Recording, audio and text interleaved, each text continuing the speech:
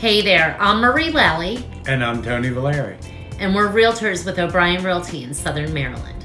I know it's still winter, but it is that time of year to start thinking about planning your spring and summer garden. Tony and I ran into Walmart in California in St. Mary's County the other day, and I wandered back to the garden center.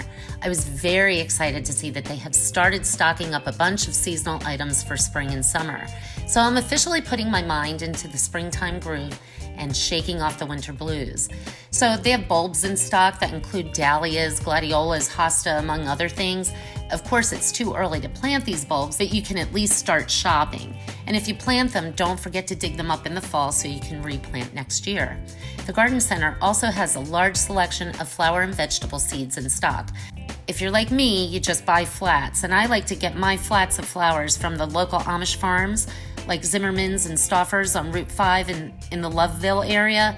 They do a great job, grow healthy plants, and I think they're way more cost effective than some of the brick and mortar garden centers.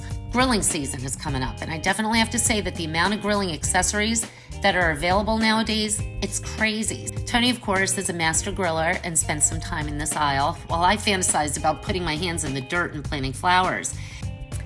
Lastly, if you're planning on selling your home this spring or summer, you will definitely want to add some color outside with flowers.